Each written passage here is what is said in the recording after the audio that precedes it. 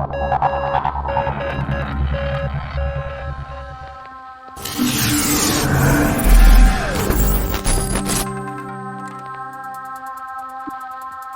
guys, I'm Si. Welcome back to Ace Podcast Nation. We're not at Eat Sleep Media this evening. We are. I'm at home. My guest is at his home, and we're going to have a good old chat across the internet as part of this mini series that we're putting together called "From Wales to the World Cup." And we're talking to different members of the Red Wall, if you like, or the Welsh fan base, from podcasts, media, journalists, hopefully some sportsmen as well, just to hear their memories and their relationship with being a Welsh fan. But on with the show, as it were. And I'm delighted to be joined by author and, of course, regular Podcast Pêl-droed contributor, Mr. Leon Barton. How are you, mate? I'm good, Si. Thanks very much for having me on. Delighted to be here. Yeah, no problem. It's I've been looking forward to it. I apologise again for last week. That was got my dates mixed up and we missed that. But I'm delighted to have you. I was going to say in the studio. I'm so used to doing them in person now, but I'm delighted to have you on. And I am always interested. Sorry, I'm always interested to speak to Welsh fans, just because a lot of us over a certain age have got a complex relationship with the Welsh team, because we've been through some brutal moments, both on and off the pitch, and it's been nothing if not emotional. So I'm interested in hearing your take. Yeah, well, I guess you're, I don't know, maybe of a similar vintage to me. I'm 44 years old, 40. and went to my first Wales game in 1985, which was just happened to be the 3-0 victory over Spain when Mark Hughes scored one of perhaps the greatest goal of all time. Mm-hmm.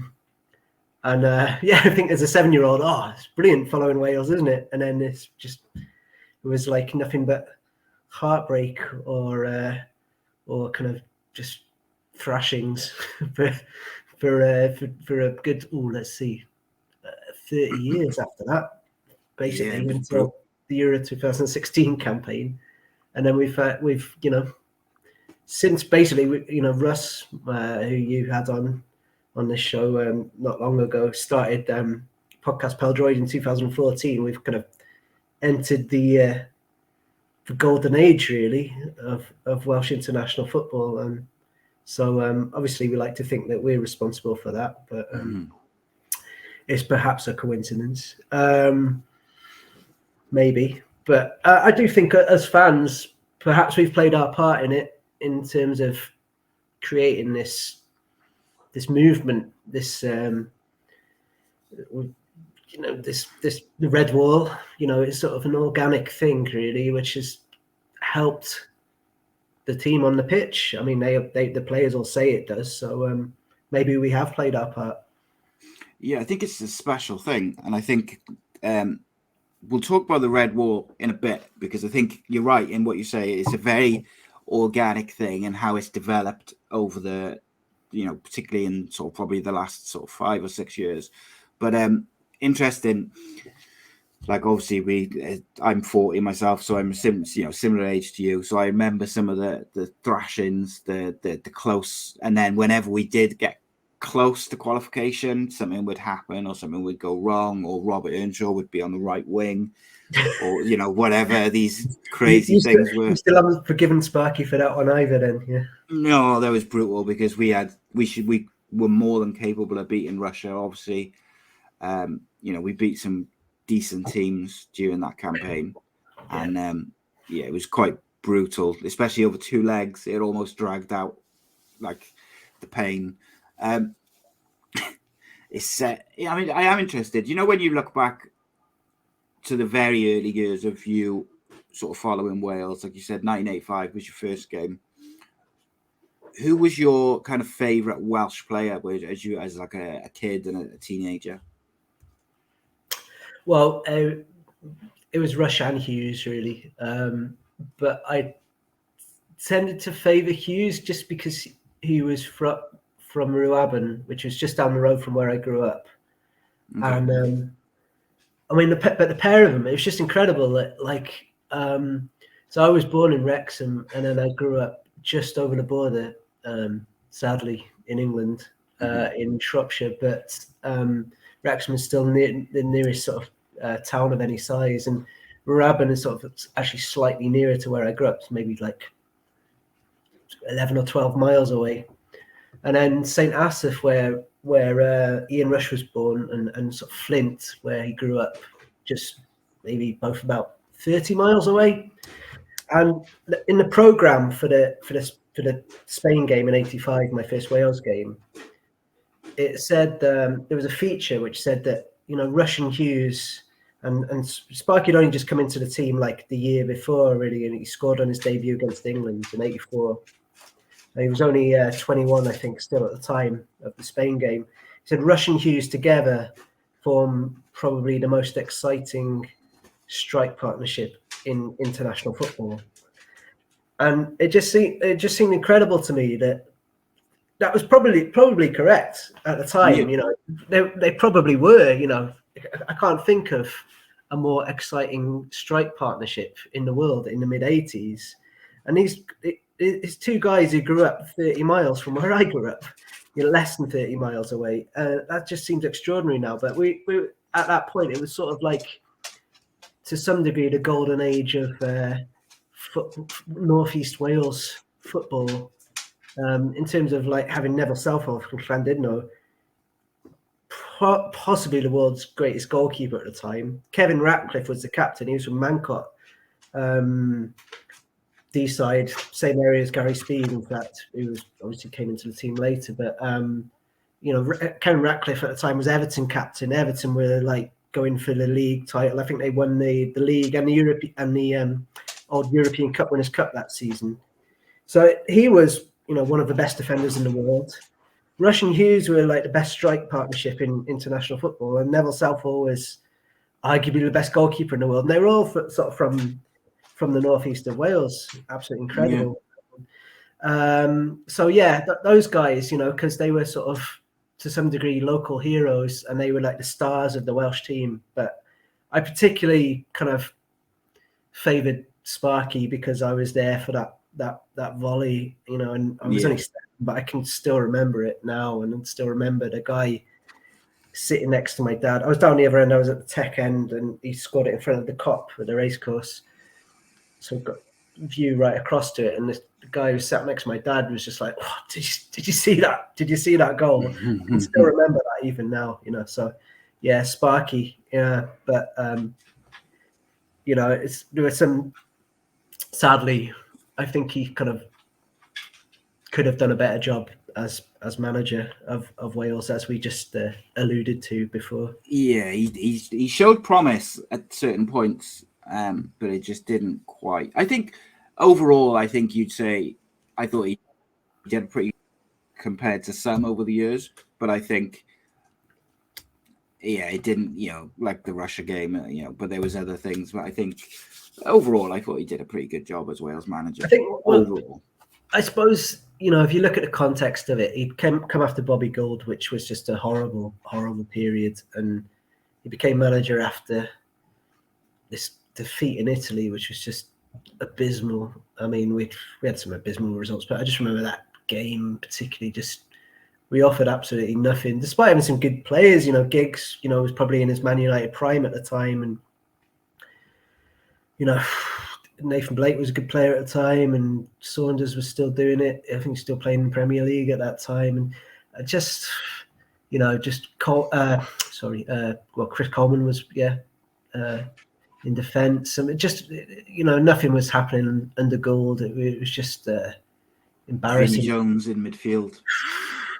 Yeah, I think Vinny's time had come and gone by that point. I think he was probably filming Lock, Stock and Two Smoking Barrels by that point. I don't know. Might have got my chronology wrong there, but yeah, I suppose, you know, then at least with Sparky coming in, he made us.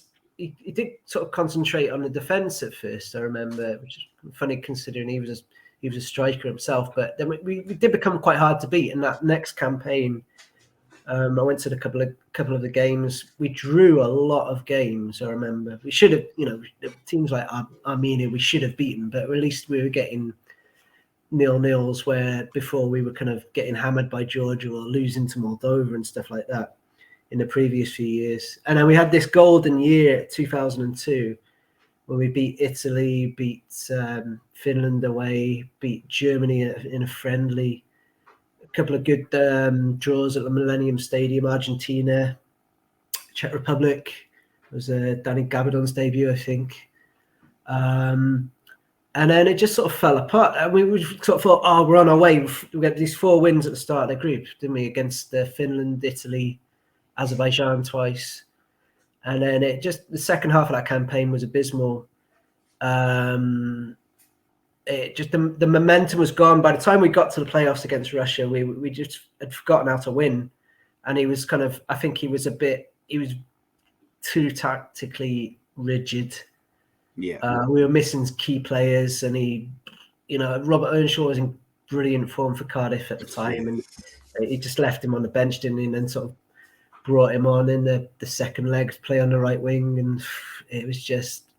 And then he sort of, after that, you could tell his heart wasn't in it anymore, and he should have just walked away right then. But we got England in the next set of qualifiers, and he decided to stay on for all the wrong reasons, I think. And he should have just gone right there and then, and it kind of set us back quite a way. And then Toshak really had to rebuild, and the Toshak era is very polarizing. Results weren't great, but I think he did a lot of important things to set the foundations in place in terms of bringing young players through, and in particular bringing Brian Flynn in to kind of oversee the whole youth setup. There's a very good book, by the way, available if anyone's interested. I digress. What was the question? Sorry. I know there's. I mean, I got to say, like, I agree with you with the John Toshak era completely. Like, funny enough, I did a one-off show about 2 months ago with Lawrence Mora, and we basically, it was titled first of all, it was titled From Gary Speed to the World Cup, and basically the revolution of Welsh football, if you like. And we kind of just were talking about it, but then in the days coming up to the show, I kind of changed it, but I'd already had all the graphics and stuff done, so I had to leave it as it was. But it was from John Toshak, because John Toshak did start that kind of revolution of Welsh football. He was the first manager to say, do you know what? We've got a lot of talented youngsters. Just because they're young, we don't have to wait until they're mid-20s to play. They can come in now, and they're good enough, and if we give them time, and that was the beginning. Obviously, Gary Speed then did that to an even greater degree. And I think, regardless of the way things ended for Ryan Giggs, I think once he started doing things his own way, I think he deserves a little bit of credit for the way he brought in the next generation of young footballers, and he kind of moved away from the kind of older squad members and focused more on the younger members. And I think, we all know that it didn't quite end perhaps the way he would have liked and everyone else would have liked. But in terms of the overall job, like, I do a show with his brother Rodri every Thursday, and obviously they've got tremendous history, both as brothers growing up, but also that they, well documented what happened. But he was the one who kind of opened my eyes a little bit to, yes, of course, him kind of hanging around in the background while he was waiting his court date and things like that felt like a bit of a noose tied around Robert Page's neck almost, particularly in the last Euros. Like, it did feel, you had a lot of people asking questions like, is Ryan Giggs picking the side? And Robert Page was facing up to everything and doing everything, but people were asking those questions, and it felt like unfair to Robert Page. But he, the situation was the situation. But Rodri pointed out to me that, actually, if you look at it from a purely football point of view, he had a rocky start, Ryan Giggs did, probably because he was trying to carry on from Chris Coleman, and maybe sticking with the squad and the players, the tactics that that Chris Coleman had used. But actually, when he moved away from that and focused more on how he wanted to play and the players he wanted to play, he did quite well, which is ironic because I think Chris Coleman suffered from a similar problem at the start of his stint with Wales.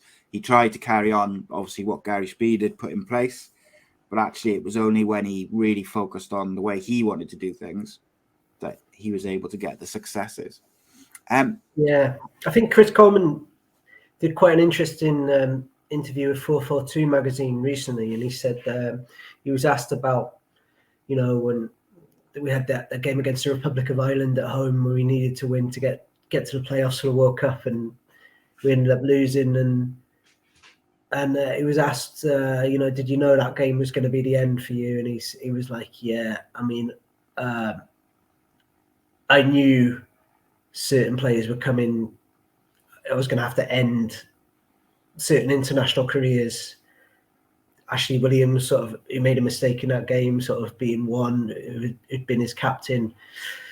He didn't mention any names, by the way, but you can kind of see. Yeah, he meant Ashley Williams. He meant Ledley, Robson Carney, Vokes. These people who'd done so well for him, like incredible what they'd done for him in Euro 2016 and that campaign.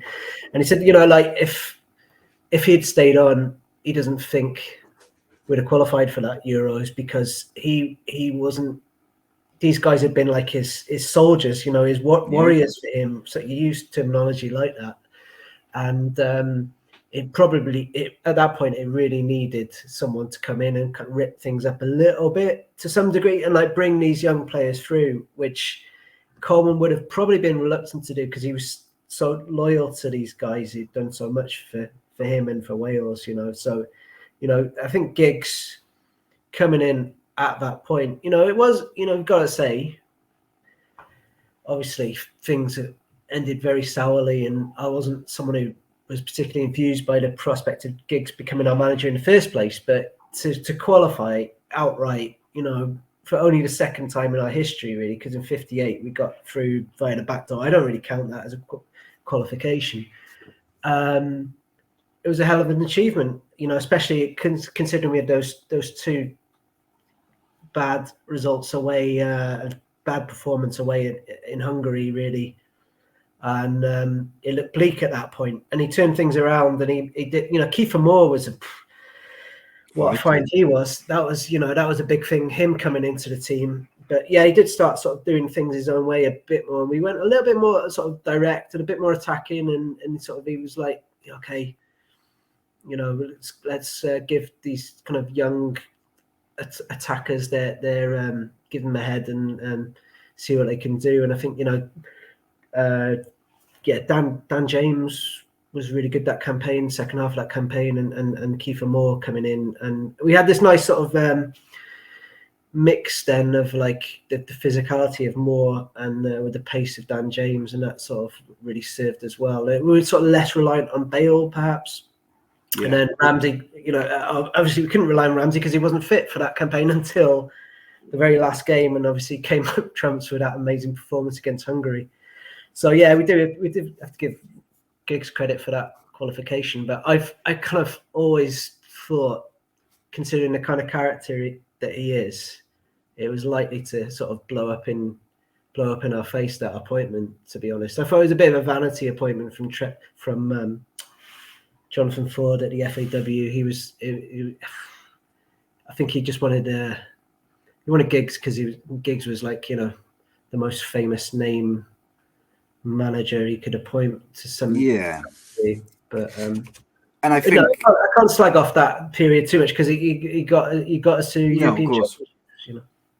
Yeah, and that's the thing, isn't it? Like at the end of the day, from a purely footballing point of view, there wasn't much more that Ryan Giggs could have done from a football point of view. We got to the Euros and whatnot, and those Euros created a whole different scenario for the Welsh nation, the Welsh fans, because of the performance in 2016 and getting to the semi-final. And I think, you speak to most Welsh fans, they feel that if Aaron Ramsey hadn't been banned against Portugal, was he banned or injured? I forget.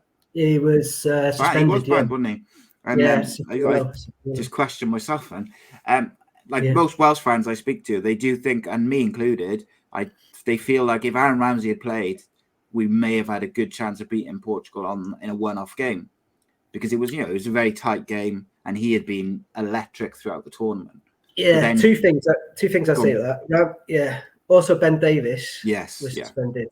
Big player, and he was so good. Ben Davies was so good in that tournament, and just really important to the way we played with the three at the back. And still, and now as well, I think, and he's really made that position his own for Wales and with Spurs now as well. To play left of three centre backs. So to bring in James Collins, who's a good player and with plenty of Premier League experience and international experience, just wasn't the same though. Still, because no. It's just not the same. He's not as good a player as Ben Davies. Yes. And also, we played in that fucking terrible grey and lime green kit. Who wins in grey? Nobody wins in grey. Who wants to play? What football team wants to play in grey? I don't know. Whoever's decision that was at the FAW to play to make our second kit grey and lime green. Yeah, shocking. So to this day, I think if we'd have played in yellow or something, we might have won that one, even with Ramsey and Davis suspended. Yeah, it was a close game, wasn't it? And it was quite gritty. And I think that bit of creativity, the way Aaron Ramsey had played throughout the tournament, I just feel like he would have given us something. But also, what that tournament created was, going into the next Euros when we qualified, I feel like there was suddenly a bit of expectation there. Now, whereas going into Euro 2016, I think the overroaring opinion was, let's just try and get out the group. Let's go out there and enjoy it. And, we're at a tournament. This is amazing. If we get out the group, wicked. But then the next tournament was like, there was a bit of expectation there. And I think if we'd gone out of the group stage there would have been a bit of disappointment.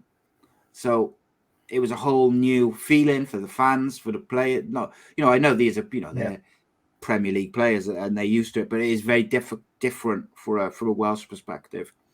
Talk to me a bit about your memories of the two Euro tournaments. First of all, Euro 2016, finally qualified after plenty of near misses. Mm-hmm. How was that, as just from a personal point of view? Oh, well, I was. I went out to France for the group games. I'd stayed in the south of France. I didn't go up to. Was it Lens where we played England? I just watched that game in Toulouse ahead of the Russia game, but it was just like, I'd sort of dreamed of watching Wales at a tournament ever since. We missed out in 85, 86. That game against Scotland, I don't know if you'd remember it. You're probably too young to remember that one. But basically, we needed to beat Scotland at Ninian Park to get to basically a playoff against Australia, which we would have won at the time because Australia were ropey, and Scotland, we were 1-0 up. We actually absolutely battered Scotland in the first half. We should have been a couple of goals to the good. And then we just got nervy, really nervy. 9 minutes to go. Ball gets smashed against Dave Phillips' hand. Scotland get a penalty. They get 1-1 draw.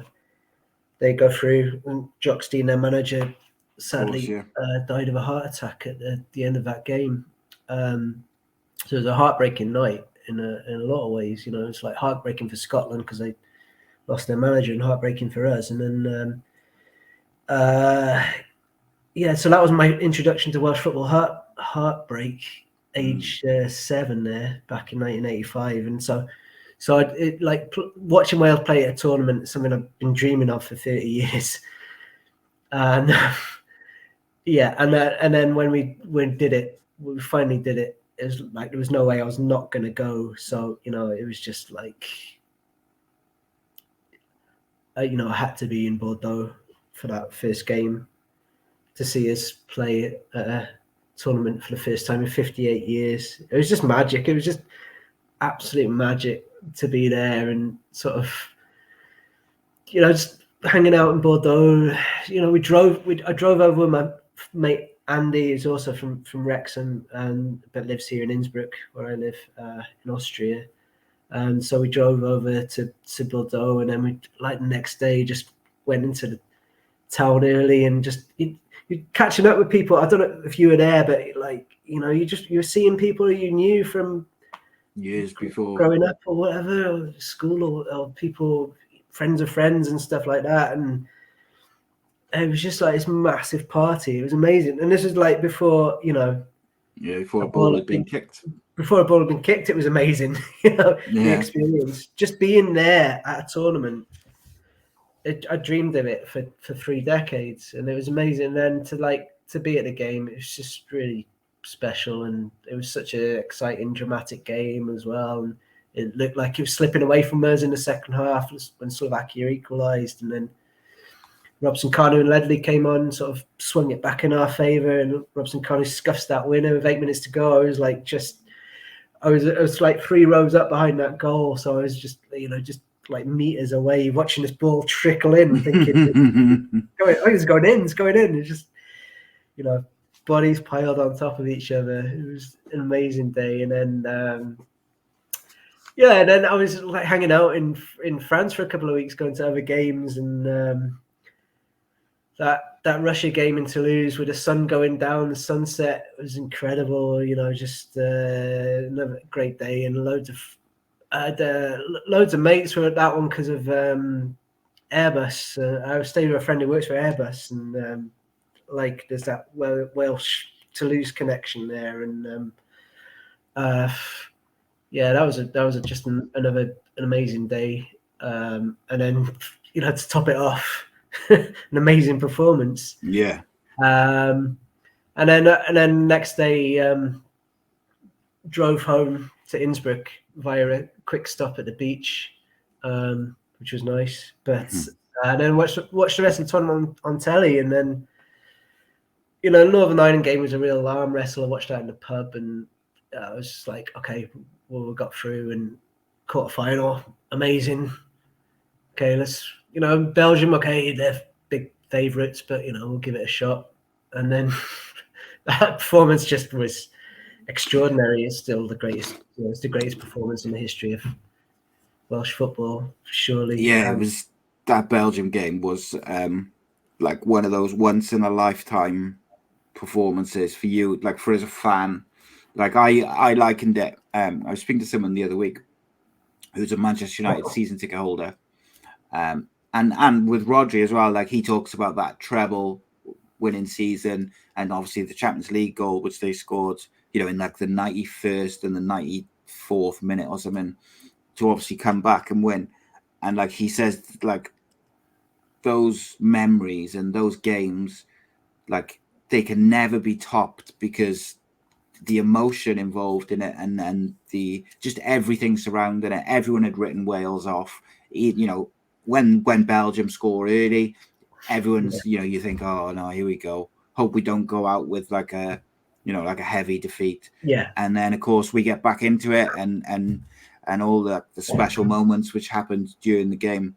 But one thing, very quickly, is for me, with the qualification for Euro 2016, the reason why I tell my children and I say like it was so special and so emotional when we finally qualified was I had come to a conclusion, I think, what was it, 2015, 2016, I was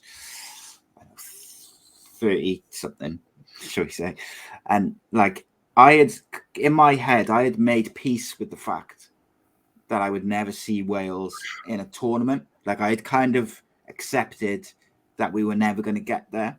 So then when this qualification, or when it was like building up towards the qualification, you're like, oh yeah, you know, you get excited, but I've been here before, You know, whether it's Bowden or whether it's Mark Hughes or it's the Republic of Ireland game. Like you've had these near misses so many times with squads, which, you know, at some points in time, may have had squads with more big names in, if that makes sense at that point.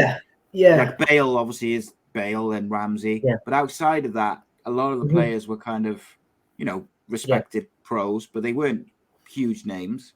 Whereas in past years, we could have had Giggs and Rush and Hughes and Bellamy and Saunders. So we did have these big name players, you know, previously and hadn't made it. So you kind of thinking, oh, are we going to do it again? And it just kept building and building and building. And the Belgium game was almost like the peak of that, from the sort of last bit of the qualification and then finally getting over the line, sort of build into the tournament, before the tournament, and then obviously throughout the group stage and playing England and getting through. Like you say, that Northern Ireland game was such a tough game, because it was a very British game. And then the Belgium, you go in and you're like, right, quarterfinals, not really got massive expectations. No. But also it's a quarterfinal and you're like, well, if we win this, we are through. And it was like the peak of everything for me personally. And like, I just remember when Chris Gunter crosses that ball and Vokes heads it in, like, it was just like a release of emotion. And I just burst into tears. I was just, because it was like it had all been building, like that pressure and the tenseness and just everything about it. It was surreal. I've sat on my couch over there, I'm pointing to it, watching this game, and my wife had been putting our child to bed, who was, you know, very young at the time, and so she hadn't been watching it with me, and I'd been trying to keep reasonably quiet when we scored these goals, because she's trying to get our toddler to sleep, and then when she came out at the end of the game, I was just sat there on my couch, just like pointing to the screen, which said like Wales 3, Belgium 1, with like tears rolling down my cheeks, and she was like trying to you know, not laugh at me, but I was lost for words. I was just like pointing at the screen, and she was like, yeah, okay, I can see you won, but I was like, it's difficult to explain, isn't it? You don't understand what we've been through, you know. As a sort of Wales fan, I was 38, you know, so I'd seen a lot of pain. I'd seen some heartbreaking stuff as a Wales fan, and so that I once described. I was talking to name drop a bit, but I was talking to Ellis James, who's become I've become quite friendly with since meeting in France, actually. And I said to him, I think for every Wales fan over the age of 30, what happened in France was like this mass therapy session. You know, like all this stuff came out. You know, it was like catharsis, wasn't it? It was just 100%. You know, I still sort of get emotional sometimes thinking about it, even now. Well, you know. Yeah, I mean, like I sometimes I'll go back and watch the highlights on YouTube or whatever of the Belgium game, and it still creates like I still got a bit of a lump in my throat, and depending how I'm feeling, I get quite emotional watching it, because it was just such a surreal situation, a surreal game, and it was like like I said, when Belgium scored that early goal, there was a feeling of, oh, here we go. That's the end of the road almost. But it wasn't, only minutes before, I think, a tackle or something, we had a chance. And, everyone was like, oh, there's quite a long way to go. We've done some incredible things already. So the hope was still there. But at the back of your mind, you're almost like, I hope we don't go out with a whimper or whatever. Because Belgium, full of superstars, isn't they? Yeah, and I mean, it looked like, De Bruyne and Hazard were like really strutting their stuff. And I remember them pinging the ball around just before they scored, actually. They dominated that first 15 minutes until a goal, and it'd been coming, hadn't it? And you're just like, oh God, we're just all right. Okay, let's just not get hammered, and that'll still be a good result for us. And then we for some reason, I'm not quite sure what it was, but after they scored, either we started playing or they stopped playing, or a bit of both. But that was probably the best we played. That like half an hour between them scoring and the halftime whistle was the best we played all tournament, probably. And we definitely needed that equaliser from Ashley Williams. We needed something to show for it to take into halftime, but that was just. It's almost came out of nowhere, but we were exceptional then for the rest of the half. And then the second half was a very even half, I think. They created chances and they, had a penalty shout, which was quite good. And Lukaku missed a header, which he should have scored, and Fellaini had one.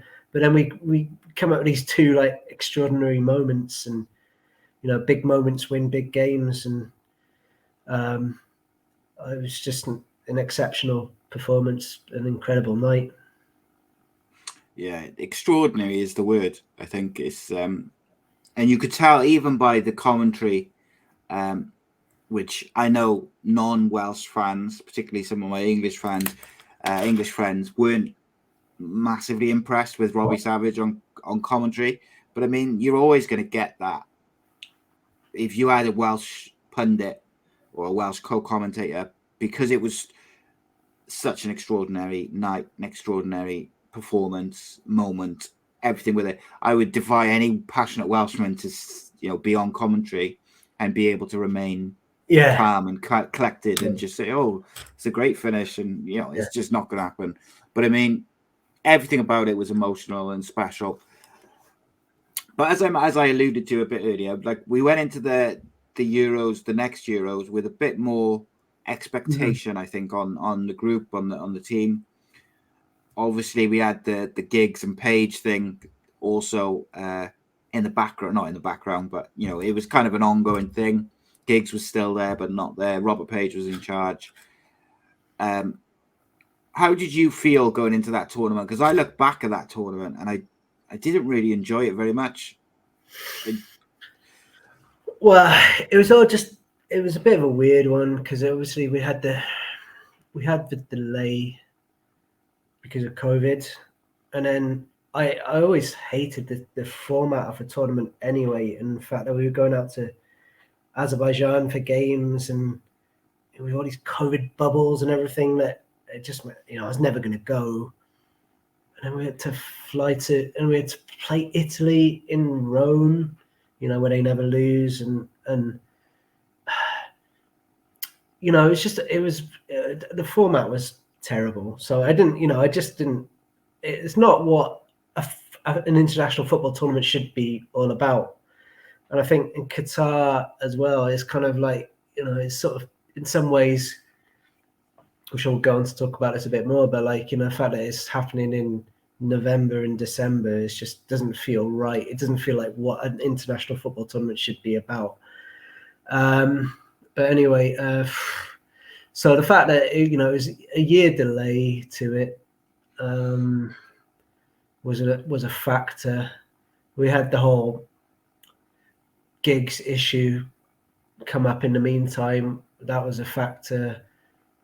A lot of our players hadn't played a lot of top flight football going into that tournament as well. The previous season, we hadn't had a good season in terms of players getting, peaking at the right time or sort of being in top form or being really ready for it. So Bale had injury problems, Ramsey as well. Joe Allen had been injured, not that he was even in the top flight because he's been a championship player for a while, but still important player for us. But, just like people who thought, like Danny Ward was our first choice keeper by that point, but, he was very much a reserve at Leicester. And so, I mean, I can't remember the exact numbers, but there was a stat which was really striking ahead of the Denmark game, which we obviously lost, 4-0. But it was something like the Danish players, the starting 11 for Denmark had well over 300 top flight starts between them in the previous season, whereas our 11 that started that game had something like 38. That was it. Because I mean, like, even Ampadu was suspended as well, and he'd been playing in Italy for the season, hadn't he? I think. Yes, So, I think so. Yeah. So that would have lost us a lot of top flight starts. I can't remember who would have made the bulk of those. Maybe Ben Davis. But other than that, we didn't really have anyone who was playing regularly top flight. And I look at this tournament coming up. At least, the fact that it's so near to the start of the season is means we won't have any disparity like that going into any of these games, at least. And you look at a stat like that and you think, well, what chance did we have, really? So we weren't perhaps in the best place. So considering all of that, and considering we had a really tough group, I think tougher than 2016, Switzerland, Turkey and Baku, which was tough because it was very close to Turkey, so it was almost like a home game for them. Like, the Turkish president was there and everything, and then Italy and Rome. That's a tough group. The fact that we got out of the group, I think, was a good achievement, and so I wasn't too hard on the players after we got hammered by Denmark, because I thought just to get through to the round of 16 was a good achievement in the circumstances we found ourselves in, actually. But it just wasn't the same for a variety of reasons. Euro 2020/21 was nothing like France in 2016. Yeah, and I think like you say, there was a variety of reasons for that, and I do find myself still being as we build up to the World Cup now in literally weeks. I'm not quite in I don't know whether it's the time of year or whether it's just because Wales have never, in my lifetime, have never been to the World Cup. Hasn't quite sunk in, and I think until we play that first game, I think it'll be a bit surreal still. But Wales are going to a World Cup. Usually before a tournament, there's this period, isn't it, where the league is finished, and the players have stopped playing, and so you're like, okay, what's the next thing? Whereas now I'm I've got one eye on what are Wrexham doing tonight? How are the Welsh players getting on in the Premier League or the Champions League or whatever? And you don't have that usually in the build-up.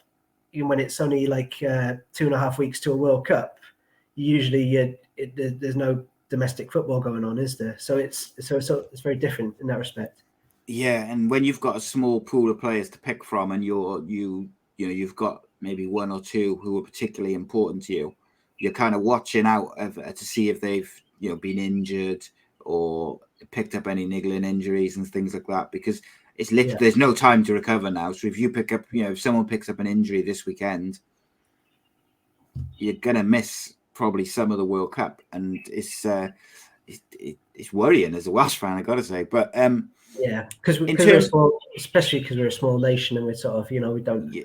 We're never going to have that sort of depth that an England or an Italy or a Spain has, So you kind of, to some degree, you're reliant on Bale being fit, Ramsey being fit.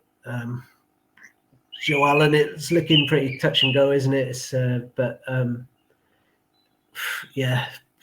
we need our big players available, and in fact, we do have more depth than in the past.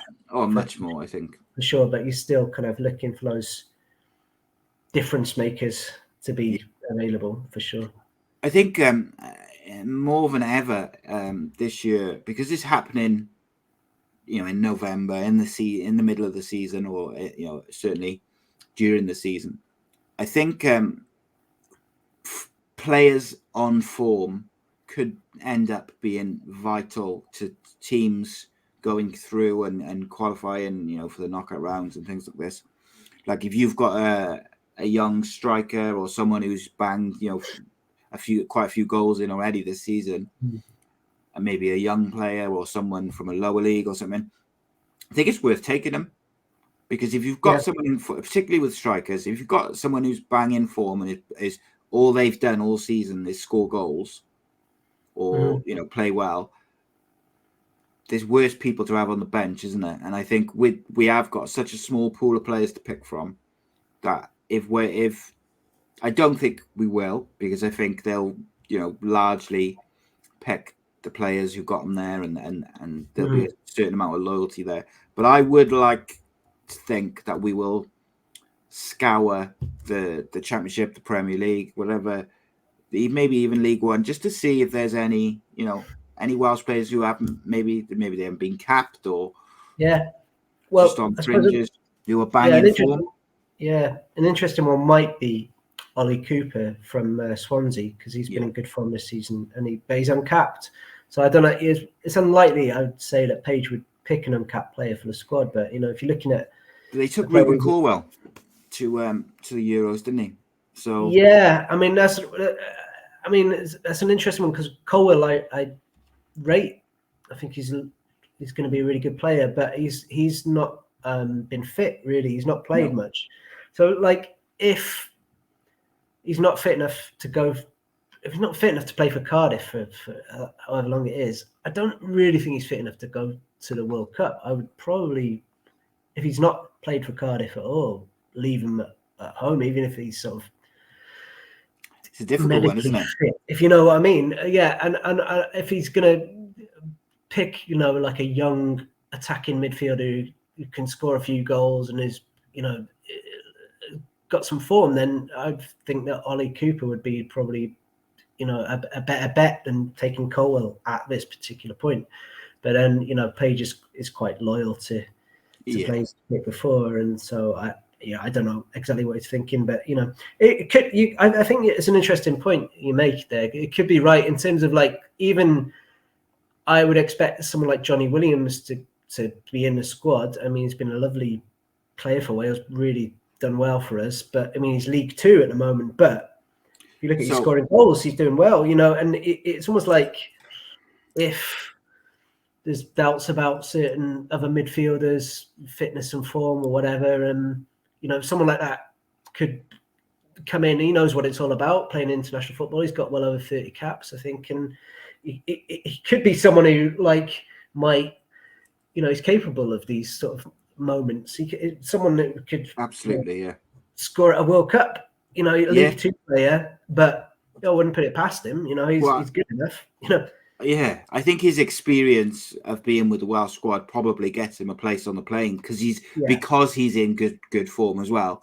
But I mean, I was just looking because there's a guy who watches my shows who's a Plymouth fan, and he always says to me, Wales should pick Luke Jeffcott. And I was just having a quick look then to see how Luke Jeffcott has been doing this year, and he's dropped down, or he's in League Two playing for Swindon on loan, but he's scored 5 goals in 10 games this season. Right. So he's in form, and it's like if you're gonna consider looking for trying to find that diamond, just that one player who you can have off the bench, do you go with a Johnny Williams who's experienced, got that bit of creativity, but being realistic, hasn't been fantastic over the last year or so, mainly because of fitness. He went to Cardiff and didn't play a game. But albeit is in form now, as also you don't have to worry about him integrating into the group and things like this because he's been there and he's done it. Or do you go with a 22-year-old who's also playing in League Two, but is banging form, is scoring a goal every other game, and you can have someone like that off the bench who might pinch you a goal when you most need it? Yeah, well, I mean, another name to consider if you're looking at that, I mean, someone who's a bit older, but Tom Bradshaw scored a hat-trick for Millwall against Watford last week. I would most definitely consider Bradshaw. Watford, one of Robert Page's old clubs. Maybe he was watching. But I mean, Page hasn't picked him for a squad even, so I don't think he's on the radar. But I mean, no. What about Tom Lawrence? Would you take him? No, well, no. He's not. Well, he's not been playing for Rangers recently. I think he's had injury problems, and he's. I tend to think if he wasn't going to get in at the end, second half of last season, when he was banging form for Derby, he's probably not getting back in. Yeah.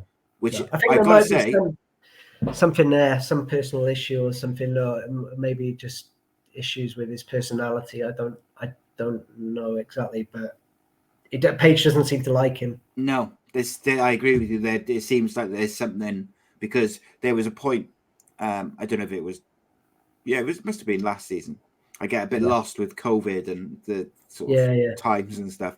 But there was a point last season where I was just like, he cannot do any more to be in this Welsh side. Like he was, almost like man of the match every other week for Derby. He was scoring goals. He was assisting. He'd sort of kept his head down after being involved in the drink driving thing or whatever it was with the other Derby players.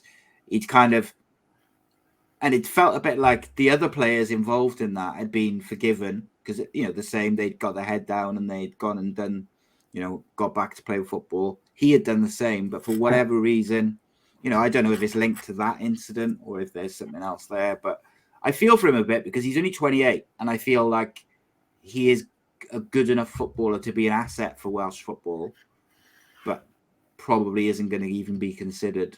I don't know. It's interesting. Yeah. A funny thing for me was like when Wayne Rooney was Derby manager and he was saying that he was pushing his credentials forward, saying like he should be in the Wales squad. And I thought that's an interesting turnaround, isn't it? Because managers used to be pissed off when our players were picked for the squad. They didn't seem to ever like it. But here we've got a manager saying he should be picked for the international team, and it's like, well, that's an example of how success changes how you're perceived, isn't it? And 100%. Well, Rodri often says that. Like Fergie used to just tell Ryan, "You're not going to this one." He didn't even. It wasn't a conversation. No, it was "You're not going to this one." Yeah, it was. It's unfortunate, isn't it, I think, for Welsh fans because, like, as a player, Ryan Giggs could have been right up there with Gareth Bale as one of the great Welsh greats, and I think his legacy as a Welsh player was greatly harmed by the fact that he skipped so many international breaks, trips, games, whatever you want to call them. Yeah. No, well, an interesting thing for me, because I don't know if this is going to seem like I'm just plugging my book here, but I wrote this book about Brian Flynn a few years back, and Flynn had a good relationship with Ferguson because he used to go down to watch United's reserve games and youth games a lot because he lived in Burnley and he was driving between Wrexham and Burnley a lot, Flynn, when he was Wrexham manager, and he would go and to the Cliff where United would train and play reserve games and all this, and he was always watching, and he was there sort of doing really sort of working hard to sort of turn things around at Wrexham, sort of try and find players who can maybe take on loan and stuff like that. And Ferguson, because he was always there, Ferguson really respected that, and they built up this rapport. They had this good, close sort of working relationship, really. And at Wrexham, we got a few good players from United on loan and stuff. And Flynn, when Mike Smith was sacked as Wales manager in '95, Flynn was one of the favourites to get it. He really wanted to be Wales manager, and we'd had some good success with Wrexham at that point. We'd had some good cup runs, got a promotion from fourth tier to the third tier. Can't remember what these leagues were called at the time. It's still Division 1. I don't know what it was. It was Division 2, Division 3, and Division 4 probably. 2 and 3. I don't know. But anyways, like if the FAW had given Flynn the job rather than Gould, would Ryan Giggs? Is it one of the great sort of what ifs? I don't know. Maybe it's like wishful thinking, and maybe it wouldn't have made any difference whatsoever. But I had this idea which I had to sort of put in the book, like, what if Flynn had become manager in '95, and Flynn had got this good relationship with Ferguson. There's mutual respect between the two of them. What if Flynn had become manager? How would that have affected Ryan Giggs' Wales career going forward? Would he have been available for more games? Would Ferguson have been less reluctant for him to go off on international duty? All those questions, which are hypotheticals. I can't say, oh yeah, for sure. Like if I think it's a fair assumption to make, isn't it? Or a fair speculative prediction, whatever you want to say. It's fair to say that Ferguson and Gould did not get on. Ferguson did not rate Bobby Gould as a manager in the slightest, and it was just like, why would I, want to let one of my best assets go off and play for this clown? That was Ferguson's attitude almost. So yeah, it's unfortunate, isn't it? But I think also, I don't know. You'd like to think that players would say, no, I want to go and play for Wales, but like Fergie and Ryan Giggs didn't have your typical manager-player relationship, and I think people sometimes forget that. It's like Fergie was about as close to as a father to Ryan Giggs as you could be. Absolutely. My friend Rich, who does the podcast Pêl-droed as well, he's made this point, saying basically, let's just take stock of the fact here that Ferguson was basically Giggs' dad. He just that was it was that sort of relationship that was so close that that affected things as well, for sure. Yeah, because I think when you change that, like if you look at it from a purely sort of outside point of view, when you change that relationship from manager and player to almost father and son, if your manager tells you you're not going to play for Wales, once you get to a certain age, a certain level, you might say, no, actually, I am going to go. Whatever. And they might fall out of a disagreement. But a father-son thing is slightly different because the relationship's different. And he's taken advice from this man for 20 years, 30 years, or whatever it was, about this, particularly later in his career. So, of course, if he says, give this one a miss, he's not going to dispute it. He's also, from a young age, been not controlled, but like disciplined by this guy. So, like, from a child to an adult, his life was kind of dominated by Fergie's rules, if you like. Yeah, from 14 years old, wasn't it? And playing for United, and very quick question, mate, to finish. Because I found this really interesting. Someone asked me this yesterday, and I didn't have an answer. But so my friend of mine said that Robert Page shouldn't take, and he actually said Johnny Williams, who we just talked about, and he should take Charlie Savage instead, who plays for, I think, Manchester United under-23s, is it? I think. But I think he's made a couple of caps for Wales under-21s, and I've heard he's good. So his argument, the Europa League game last season, didn't he, for his United debut? So he got further for United than his dad did. I think, because he actually made a first team appearance, even if he doesn't play another game for United. But no, sorry, that's ridiculous. But that's utterly ridiculous. Yeah, I don't think you can chuck him in like so. His example was, is this guy a United fan by any chance? I think he might be. I think he is. I think, but I think. I think his argument was, so he said, better to take someone who's athletic, youthful, quick, sharp, good, and can really, come on and make a difference with his energy and stuff like that. And then his second part of it was like, we took Ruben Corwell to give him the experience of going, and well, why not do the same thing?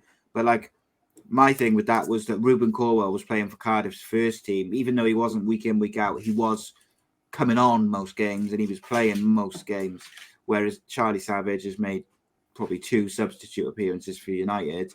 played once for the under-21s. So, look, he might go on and be one of Wales's great midfielders, but he's 19 and he's not there yet. No. And I think it's unfair to... Yeah, we're not at that kind of stage where, I mean, this used to happen a bit in the past. I think I remember Gould picking for a squad, perhaps Leighton Maxwell, who's at Liverpool, and then he ended up at Cardiff, and I think he's in prison now. He's an interesting history, that guy. We used to sort of do that sort of thing, didn't we? We used to think, well, this youngster's at a big team, so you must be good. Must be good. Yeah. But we're way beyond that. I mean, it's like we don't, if we're looking at what clubs they play for, that's ridiculous. We wouldn't have taken Hal Robson-Kanu to Euro 2016 because he didn't have a club. He wasn't even in contract to any club. He was, his contract at Reading had run out. I mean, he scores like the most amazing goal in our history. I know I just said that about Mark Hughes. Yeah, but it was unforgettable, that Robson-Kanu one, though.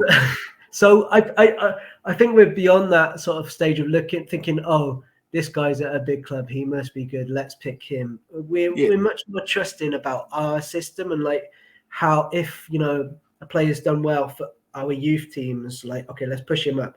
If he's done well for the under-17s or something, push him up to under-21, see how he goes there. Maybe an under-21 player, this happened quite a lot under the sort of Toshak Flynn years, an under-21 player who'd not made any impact at club level, really, was pushed up to the senior squad because he'd done well in a Wales shirt. We're much more trusting in our kind of system.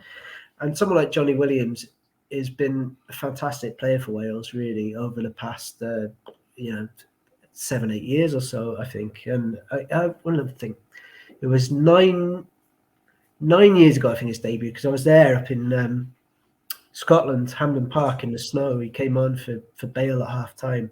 Absolutely brilliant. What a little gem he's been, I think, really. And it doesn't take into account the fact that the way he plays means he draws fouls. Yeah. Which win free kicks, which, Gareth Bale has showed against Austria. He doesn't need to have been playing a lot of games to still strike a dead ball and put it in the back of the net. So it's a kind of a useful tactic for us, which Johnny Williams has won quite a few free kicks in and around the box, which Bale sort of put away. So that's not even that idea is a bit. It's a bit out there, isn't it? And I think, look, if Wales decided to take one of the under-21s strikers, I wouldn't be against it if they were picking them. So say Luke Jeffcott, for instance, because he's in form and he scored goals. So they're saying, right, we're going to take you, one of the younger strikers, because you're in form. We want you to take that form into the tournament off the bench when we need it, whatever it may be. I don't really want us to take someone just to give them experience.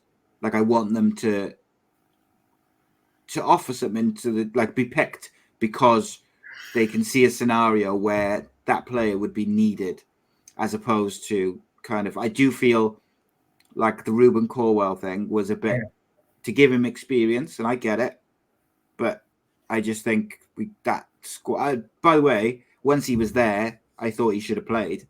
There was a couple of times I thought he should have come on. Well, like in that Italy game when we kind of changed the team around a bit because we were virtually already through. Yes. The next round, weren't we? And he didn't even come on in that game. I thought, well, bit of a waste maybe to take him. Yeah. It's going to be interesting tournament. To finish us off, I'd like to ask you, for that first game in the tournament, what would be your midfield? Oh, well, God, assuming everyone's fit. Assuming everyone's fit, when that includes Joe Allen, who won't play. I don't think he's going to be fit, but let's say he is. He makes a super recovery. and he's fit. Yeah. I mean, it's hard because also like Ledley hadn't played for weeks before Euro 2016, but he came on and then he sort of made an impact. So, if there's any chance of Joe Allen playing, I would take him. He's that important to us. Yeah, I mean, Rob Page will have hopefully looked at the USA a lot more closely than I have or we have as fans, and sort of. But it seems to me like perhaps their best players are in the midfield. Pulisic and McKennie at Juventus, probably their best players. So I think it's one where we probably need to kind of beef up the midfield a little bit in terms of like numbers at least. I've advocated for this. I always like Ramsey playing at number 10 in front of 2 defensive midfielders and 3 centre backs. I like that. I like the freedom that gives Ramsey, and he's such an important player for us. And then you've got a choice of like who do you pick with Bale up front, Dan James, who starts virtually every game, or he does start every game, since his debut. Kiefer Moore gives us that physicality, he's banging form, and then Brennan Johnson, who's just such going to be a superstar, I think. So it's a tough one because then you got to drop like 2 good forwards if you do play with 2 defensive midfielders. I mean, if everyone, I'm thinking if everyone's fit, I would play Ampadu in defence because that's where he's mainly been playing alongside Joe Rodon and Ben Davis, and I would have it's kind of like almost like our fullbacks. We expect them to go push forward so much; they're almost midfielders to some degree. So it's like Connor Roberts and Nico Williams have got all this energy. So I'm saying like a midfield 4 of like Nico and Connor as the fullbacks, but joining into the midfield with Joe Allen and Joe Morrell as the defensive midfielders. But it's a hard one because is Joe Allen going to be fit? Joe Morrell is someone who sort of divides opinion because he has not really done much at club level, but being very good this year though, very good this season. For Portsmouth, yeah, I haven't really been sort of paying so much attention because it doesn't bother me so much because he's done so well for Wales. I think he's always played well for Wales. He just looks at home on the international stage in a fantastic performance against Turkey at the last tournament.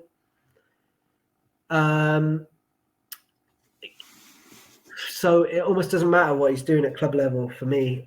I would, for this USA game, I would go with, if Joe Allen's fit, Joe Allen and Joe Morrell as the central midfield 2 with Ramsey in front of him at number 10.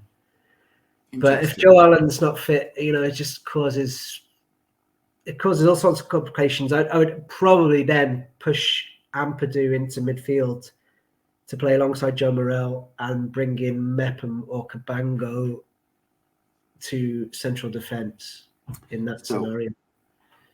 I don't disagree with anything you just said. However, for me, specifically for the USA game as well, because I agree with you that their strengths lie in McKennie and Pulisic, and I think they will come out and they will be all guns blazing against us because if you look at their media and their social media and things like that, the USA have completely written us off.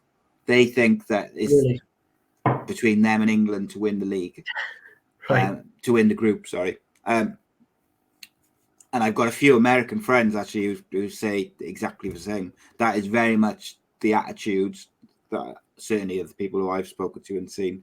But anyway, so I would go with in their recent results, which means that they should have this confidence. They've just drawn Saudi Arabia and lost to Japan. I don't understand where this confidence comes from. But maybe it's just because they're American.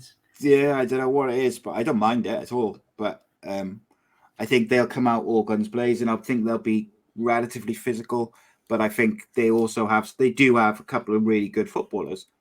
I would go with Ampadu in midfield, 100%. He'd be one of my holding midfielders because I think he gives the legs, the aggression, but he can also technically, he's a great passer of the football as well.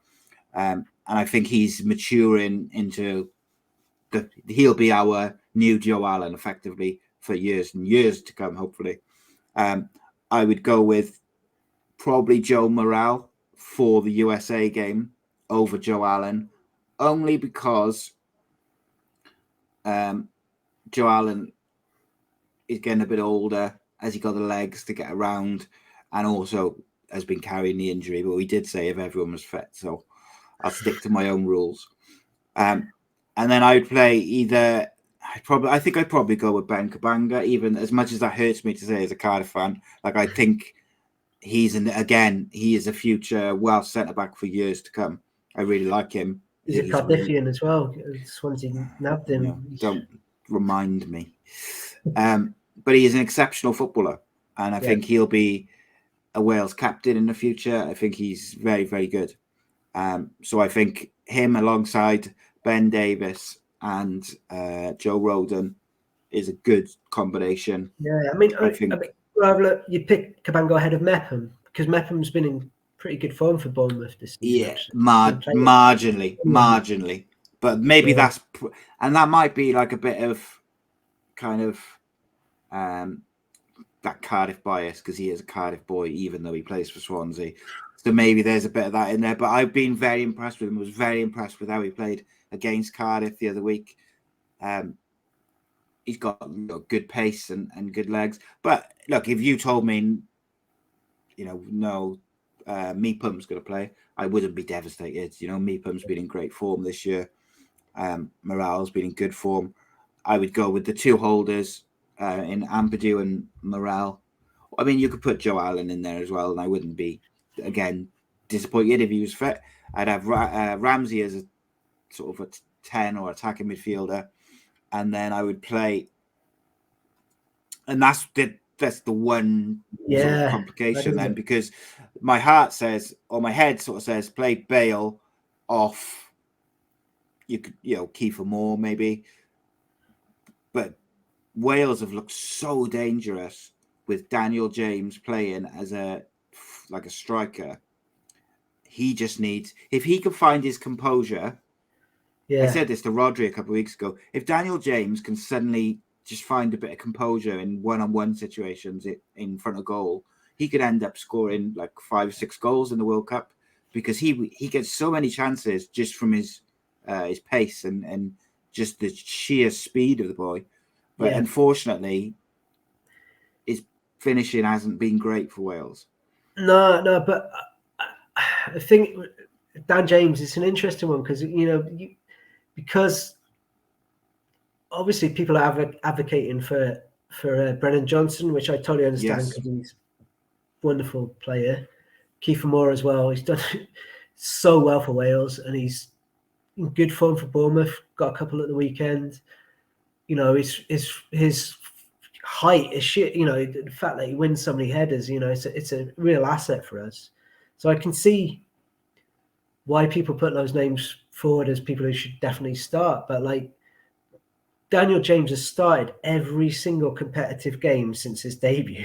It's pretty extraordinary. Yeah, and in that time, we've qualified for the European Championships, got out the group to the last 16. We topped the Nations League group. We've qualified for the World Cup, and that includes two playoff ties games that we've won with Dan James in the team. So we've had all this success with Dan James in the team. It's not a sort of coincidence for me. He brings so much to the table, which beyond the fact that he's not, the most natural of finishers. He's never going to be a Robbie Fowler or anything like that.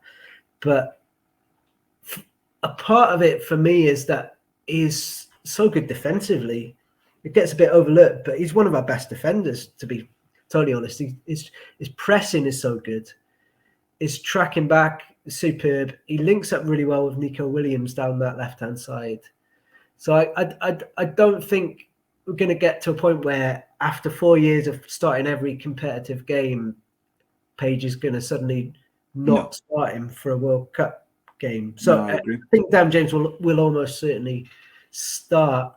But I do, I think Brennan Johnson and Kiefer Moore are great options that we're going to have then off the bench. And I think for different reasons, you know, Moore will be able to hit more. He'll win headers, and he can hold it up. And then Johnson, his pace and energy and his lovely kind of first touch. And so I think substitutes are going to be important as well, because this is going to be played in the desert. So let's bear that in mind. You know, it's not, you know, the starting 11 is important, but it's like the subs are going to be important too. Mega important, I think. Well, you've got, if you look at, like, and by the way, I don't think the side that I said it will be the side that Robert Page plays.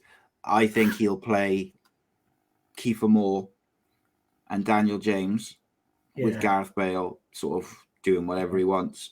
And I think Ampadu will play in defence, because that's where they like him. That's where he's played, like you mentioned. Yeah. And I also think that I'd play a different side again versus Iran, and possibly a different side versus England. I think you do need to... They're three quite different opponents, and they provide different problems. So I think you can... There's no harm in not, you know, completely ripping up your tactics that you've been so successful with, but there's nothing wrong with adapting certain aspects of those tactics. To best beat your opponent. I mean, if you look back at 2016, when we obviously we did so well, those 3 group games, you know, Coleman picked different starting 11s every time, you know. Yes, and the substitutes again were important, you know. So it was looking at how are we best going to beat this opponent? How are we going to, you know, go better against this opponent? And as you know, it's not, you know, football's moved on from that time, probably like when me and you were growing up, when, you know, a manager would have his set starting 11 really, and if they were all fit, they would play every week, you know, in a 4-4-2. If football's it's moved on quite a bit from those days, you know. Indeed. And very lastly then, for the, like, we mentioned the bench, like, I think Wales have got more depth on that bench than ever before in terms of players who can come on and change a game. Like, you've got, say, if we go with like either one of our sides, you've got Brennan Johnson, you've got Kiefer Moore, maybe Tyler Roberts, Mark Harris potentially, but then you've also got like Harry Wilson, who's very, very creative, had a very good couple of seasons. You've got Will Vokes, maybe if he goes, got the big throw and can do some. He's pretty good. But then also Rabi Matonda is, I think I don't know how he's doing this year, but you know, he's highly rated Welsh footballer. Wales suddenly have a handful of players on the bench who can change games, score important goals, create important chances. Yeah, I don't think Matonda will go, because just his form for Rangers this season's not kind of been up to it. He would have gone if the World Cup had been in the summer. He almost certainly would have gone, because he had a great season last season in Belgium on loan. Yeah, he played 26 games last year. Yeah, and he scored a few goals and big goals as well. And now this move to Rangers just hasn't worked out for him. So that's probably going to do his chances of getting in the squad in out of foot. I just don't see that there's really a place for him. But yeah, I think you're right. It's like, you know, we're talking here about just before about the centre backs and saying, okay, well, we could leave, probably will leave if everyone's fit, a centre back in Chris Mepham on the bench, who's been playing week in, week out in the Premier League this season and doing all right. You know, he's won, you know, like player of the month at Bournemouth. Maybe it was August, September, I can't remember. But you know, we you know, if a player was playing week in, week out in the Premier League in the past, he would almost certainly be in the Wales team, because we didn't have that many players. But yeah, I know you mean. Like Harry Wilson, if everyone's fit, probably he doesn't start for me. But then, you know, he's done well for us. He's a good player, a really good player who's decent experience now, and he's back in the Premier League and he's back fit, coming on for Fulham last couple of games, or we started I think a couple of weeks ago. So that's good. That's good. His fitness is good. But, you know, he's a player who, you know, if everyone's fit, doesn't start for me. No, I think he probably replaces Ramsey if Ramsey's injured. I think, isn't he? Yeah. He's the like for like number 10. Yeah. But he, it's great. hasn't let Wales down, have he? In his last few appearances, I think he's been pretty good for us. Yeah. No, that bodes well. It's just it's a shame someone like Reece Norrington-Davies he's going to be missing through injury because he was having a really good season at Sheffield United in the Championship, and he can play centre back or left back. So it's good to have those options of players who can play in the different positions as well. But I know what you mean. It's going to be I can imagine if let's say we're 70 minutes against Iran and it's still 0-0 or something. I can imagine people sort of showing a page, get Kiefer Moore on, get Brennan Johnson on, or something like that. That we have got these options, people who can come on and grab us a goal, which makes it exciting. That we've probably got more depth now than we've ever had, really. I mean, Dylan Levitt as well, I think, is another one who in the future will be a great player for Wales. I really rate him highly. I think he's a really good footballer. I think he's played quite a few games for Dundee this year on loan. He's gone there. I think he's permanent now. Is it? Yeah, he's been playing, but they're having a poor season. I think he's another one like Matondo. It would have, if the World Cup had been in the summer, like World Cup, would have definitely gone. He'd have definitely gone and definitely made it. He could have made a contribution because he had a really good season last season, but this season's not gone so well for him. Hopefully, it's just a blip, and we see more of him in the future. But they're he'll probably go in the squad, but I don't think his form this season, with them being like bottom of the table up in Scotland, it really merits much game time. To be honest. If you had your kind of like your very cynical or like, how can I can't think of the right word, like very win orientated brain on, and you were picking the squad, is there any player who maybe people, everyone generally expects to go that you wouldn't take? I know that's a bit of a weird question, but generally I think most people would take the same sort of group of players. So I thought I'd try and make it a bit more interesting. Well, we did this on the podcast. On Podcast Pêl-droed. I didn't take part in the actual podcast, but I sent Russell, who's a sort of chief of our podcast, that my list of 26. I think we're 26 players. Not really, because it's quite a lot for a small country to be picking 26. But if it had been 23, I probably wouldn't have taken Dylan Levitt, actually, because of his form this season not meriting it. And he got his chance against Poland in the last game, and I don't think he really imposed himself on the game enough. I think he did all right. I don't think he didn't play badly in that game. It's just, playing central midfield. I think at international level, you need to really try and impose yourself, show a bit more character than he has in recent times. So he would have been one I wouldn't have picked if it had been a squad of 23. And I almost hate to say this, but I wouldn't, in a squad of 23, take Chris Gunter. I would take him, but not take him, if that makes sense. I would take him in the hope that he doesn't get anywhere near the pitch, to be totally honest. I mean, I love Chris Gunter, but he's not good enough as a footballer. For footballing reasons and footballing merit, he's not good enough to be at a World Cup at this particular point in his career. But the character that he is, the legend that he is, the love that the rest of the squad have for him and all that kind of stuff, means that he in a squad of 26 there is room for him to be there. And he's such good mates with Ramsey and Bale and Hennessy, all those guys, that they'd be pissed off if he wasn't around. So it's not worth not taking him for those reasons, you know. But in a squad of 23, I don't think he would justify his place. But in a squad of 26, there's enough room for him. So not really. I mean, maybe Tyler Roberts. I don't. I'm not. Not. I just don't think he just doesn't do enough for me. No.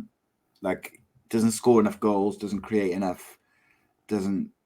I don't know what it is. Like, he doesn't link up as well. He hasn't got the hard stats, has he? He hasn't got the stats to back him up. Like, he's made 20 appearances for Wales. I know a lot of them are off the bench, but he hasn't scored a goal yet, and hasn't really looked like tearing trees up. And look, you know, he's still, what is he, 22, 23?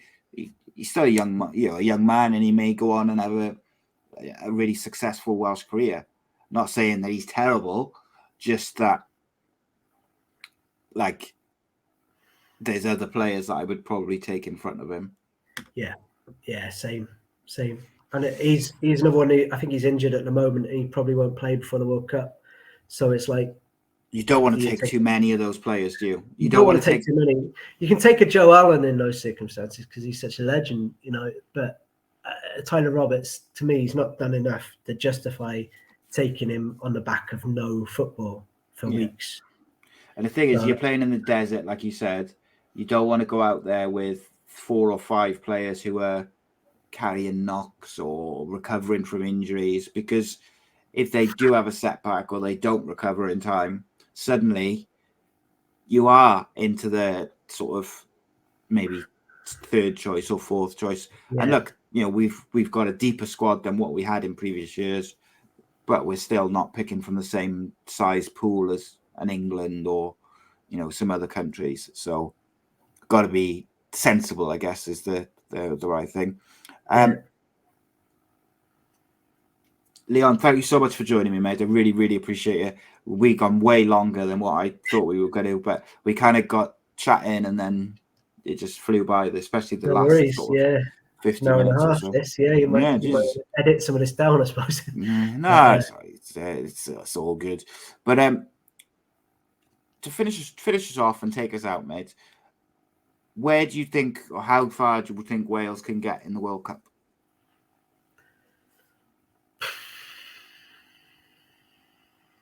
You know, when you look at that group, do you think we get through?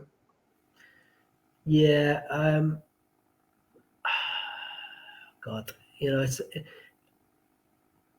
I think a lot depends on that first game. You know,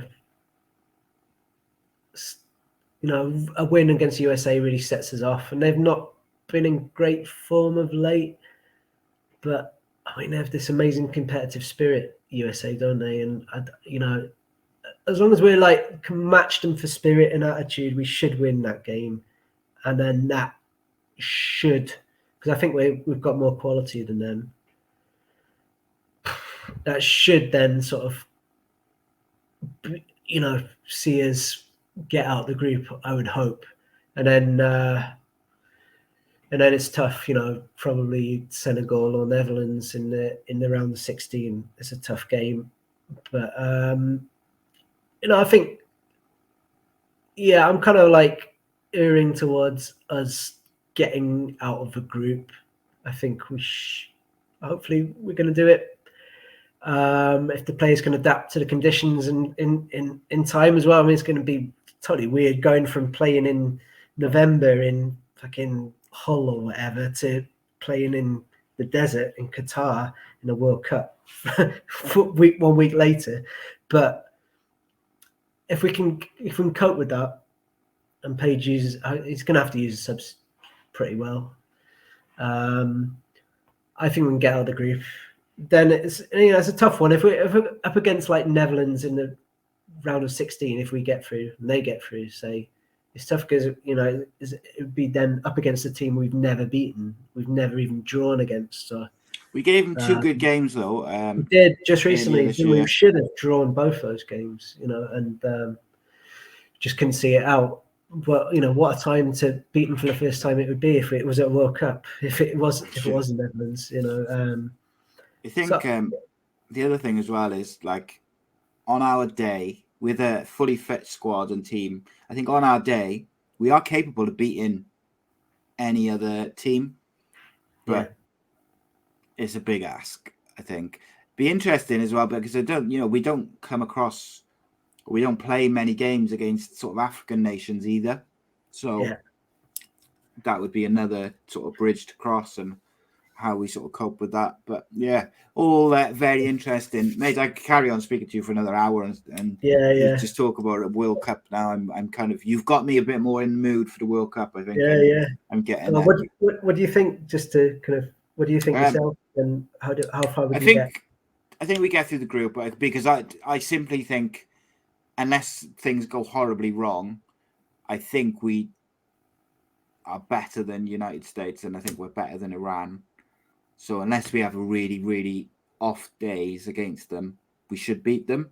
Yeah. The England game, it would be nice to go into the England game with 2 wins under our belt, so there's no pressure on, they can almost go and just enjoy that occasion of playing England in the World Cup. Maybe you can give a couple of the like the likes of Brennan Johnson a start and give Gareth Bale a rest, or because of the heat and things like that. If you've won your first 2 games, because you pretty much you are through really. I think again, like you say, the Netherlands or Senegal, as it would probably be, it's difficult. It is really difficult. But then, what were we talking about less than an hour ago? That magical night in against Belgium was something special. And I would argue that Belgium team was better than the current Dutch team. So, you just never know. It's a funny old game, as they say. But I mean, but it is like, it's just interesting, isn't it? Because we're going into this World Cup. It's new, but I also think we should get out of that group. So there's an interesting lay of the land at the moment. I think a lot of it will come down to how teams adapt to the heat. So looking forward to it, though.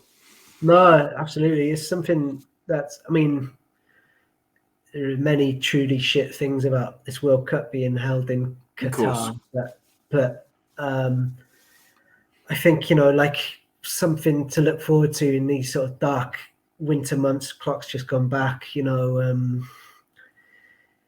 shit weather outside, but we've got a World Cup in a couple of weeks' time to watch Wales in. Amazing, and it's gonna, it's good for people back home watching, because I mean, it's not like thousands and thousands are going to go out to Qatar. So pubs and clubs in Wales will be busy.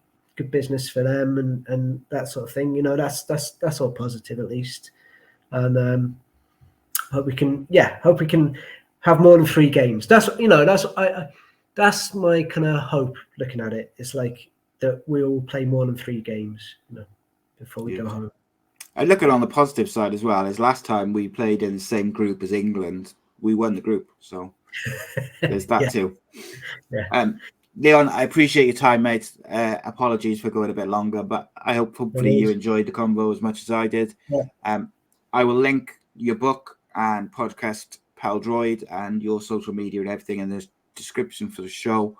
Thank you very much for joining me. Appreciate you. Thanks, no worries. Thank you very much. Cheers.